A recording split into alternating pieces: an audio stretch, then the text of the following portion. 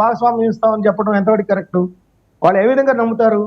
So వెళ్ళిపోయే నాయకులకు సంబంధించి సాయి రెడ్డి గారు వెళ్ళిపోయినప్పుడేమో ఆయన బాగుండాలి, క్షేమంగా ఉండాలని ఒక ట్వీట్ చేసింది వైసీపీ.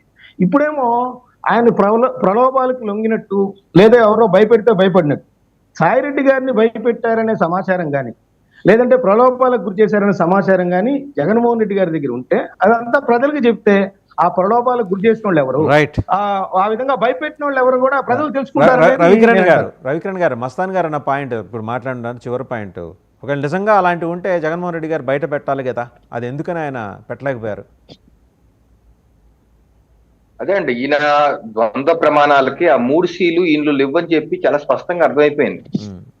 మొన్న వరకు అఫీషియల్ గా వాళ్ళ ట్విట్టర్ హ్యాండిల్లో వాళ్ళు ఆయన యూకే నుంచి కూడా చెప్పింది ఏంటి, ఆయన రాజకీయ సన్యాసం తీసుకుంటున్నారు, రాజకీయ దూరంగా ఉన్నారనుకున్న సరే కారణాలు ఏదైనా సరే ఆయన యొక్క శేష జీవితం వ్యవసాయంలో సాయం చేస్తూ హ్యాపీగా గడపాలని చెప్పేసి చక్కగా ఆశీర్వదించి ఇప్పుడు రాగానే పుసుక్కని అవి ఆ క్యారెక్టర్ లేదయ్యా బాబు, కాండక్ట్ లేదయ్యా, అసలు ఆయనకి విషయం లేదయ్యా అంటే ఏమనుకోవాలి నాకు అర్థం కాదు.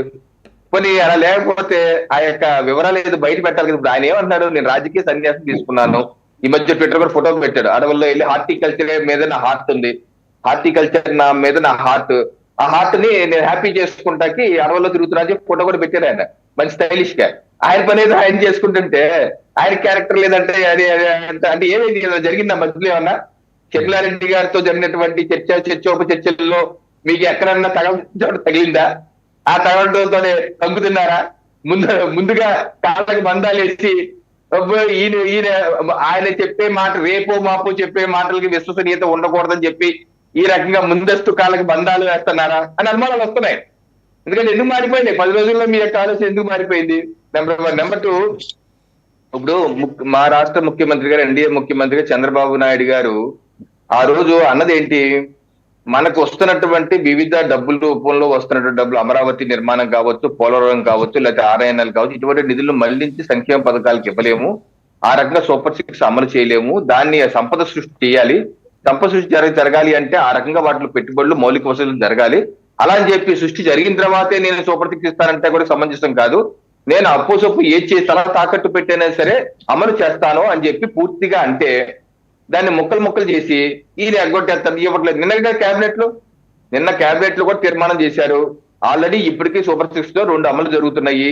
ఇది గ్యాస్ సిలిండర్లు ఇస్తున్నారు, ఉద్యోగ కల్పన చేస్తున్నారు, అలాగే తల్లికి వందనం, లేకపోతే అన్నదాత సుఖీభవ కూడా, అలాగే ఉచితంగా ఎర్ర బస్సుల్లో పల్లె వెలుగుల్లో ఉచిత ప్రయాణం, అది 4-5 మాసాలు అమలు జరగబోతుందని చెప్పి క్యాబినెట్ లో తీర్మానం చేసి ఆ రకంగా వర్కౌట్ చేస్తున్నారు. సో ఒకటొకటికి ఒక సంపద సృష్టి చేస్తూ ఇవన్నీ చేస్తున్నారు. అంతేగాని ఇందాక మనం అనుకున్నట్టు 80,000 కోట్లు అప్పులు చేశారు ఈ బట్టన్ నొక్కలే అంటే 80,000 కోట్లు బట్టన్ నొక్కేస్తే రోడ్లు ఎవడేస్తాడు? రైతులకి 48 గంటల్లో వాళ్ళు ఇచ్చిన పంటకి డబ్బులు ఎవడేస్తాడు? గ్రామాలకు నిధులు ఎవరిస్తారు? 1వ తారీఖు జీతం ఎవరిస్తారు? లేదా పెన్షన్లకి 20వ తారీఖు 15వ తారీఖు వాళ్ళ ఆయనలాగా. సో అన్ని పాలన, ప్రజలు మాకు ఓటేసింది ఏదో రకంగా పాలన చేసేయండి, లేకపోతే మాకు సంక్షేమ పథకాలు ఇవ్వండి, ఇంకేం అక్కర్లేదని కాదు. ఆ యొక్క జగన్మోహన్ రెడ్డి గారు మోడల్ ఆఫ్ అడ్మినిస్ట్రేషన్ మాకు వద్దని చెప్పించారు. జగన్మోహన్ రెడ్డి గారు మాత్రం ఏం చేశారు? ఆయన 5 సంవత్సరాల్లో అమలు చేసింది, ఆయన నవరత్నాల్లో 3 సంవత్సరాలే అమలు చేశారు, అది కూడా అనాకొడిగానే. పూర్తిగా అమలు చేశారా? మొదటి సంవత్సరం అమలు చేయలేదు, చివరి సంవత్సరం ఉత్తి బట్టలు నొక్కారు, గాలి వచ్చింది, డబ్బులు రాలేదు. 3 నెలలు అరకొర. ఆయన చెప్పింది ఏంటి? పూర్తిగా ఫీజు రీయింబర్స్మెంట్ అన్నాడు, పీజీని ఎప్పుడో ఎగ్గొట్టేశారు. రైట్, ఒకసారి శాంతి ప్రసాద్ గారు ఒక టెక్నికల్ పాయింట్, అలాగే అన్ని ఎగ్గొట్టారు కదా. రైట్, రవికిరణ్ గారు ఒకసారి శాంతి ప్రసాద్ గారి దగ్గర కమిటీగా ఉన్నాం, అన్ని అమలు చేస్తాం వాసుదేవ్ గారు. రైట్, శాంతి ప్రసాద్ గారు స్టీల్ ప్లాంట్కి సంబంధించి ఒక అబ్జర్వేషన్ అండి, మేజర్ అబ్జర్వేషన్ మొత్తం అందరూ చూస్తున్నారు, నిపుణులు కూడా. 11,400 కోట్లు financial assistance government of India has extended, దాంట్లో క్యాపెక్స్ కూడా కొంత ఉంది. అయితే అంతా బాగానే ఉంది. ఆర్థిక మంత్రి గారు చివరిలో కండిషన్ సప్లై అని స్టార్ మార్కేసి ఒక మాట చెప్పారు, 10 ఏళ్ల లోపు ఈ అప్పు తీర్చాలి. దాని నెత్తి మీద, స్టీల్ ప్లాంట్ నెత్తి మీద 35,000 కోట్ల అప్పు ఉందండి ఆల్రెడీ. బ్యాంకులు స్టీల్ ప్లాంట్ పేరు చెబితే 10 కిలోమీటర్లు పరిగెడుతున్నాయి, ఆ చుట్టుపక్కల ఎవరు రావట్లా అప్పులు ఇవ్వడానికి.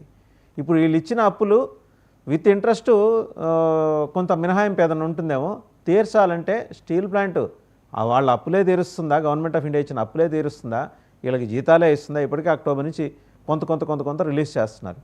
దాని సర్వైవల్కి రాష్ట్రపతి దగ్గర ప్లెడ్జ్ అయి ఉన్న భూమిని రిలీజ్ చేస్తే దాని మీద 1,00,000 కోట్లు అప్పు తెచ్చుకునే అవకాశం ఉన్నా అది ఇవ్వకుండా తొక్కి పట్టడం వెనకున్న కారణాన్ని కూటమి ఎందుకు ప్రశ్నించట్లేదు కూటమి నేతలు?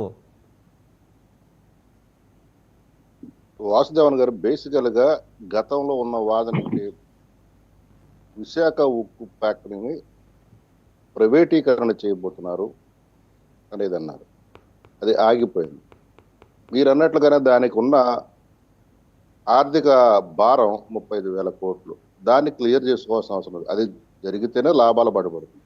అయితే అది లాభాల బాట పట్టాలంటే దానికి ఒక క్యాప్టివ్ మైన్ ఉండాలా, దానికి కొంత స్వతంత్రత ఉండాలి. అయితే ఈ రోజు వరకు కూడాను విశాఖ ఉక్కులో టాప్ లెవెల్ మేనేజ్మెంట్ ఇంత బట్టికి పర్ఫెక్ట్గా లేదు, నియామకాలు జరగలేదు అనేది కూడా ఒక మాట వస్తుంది.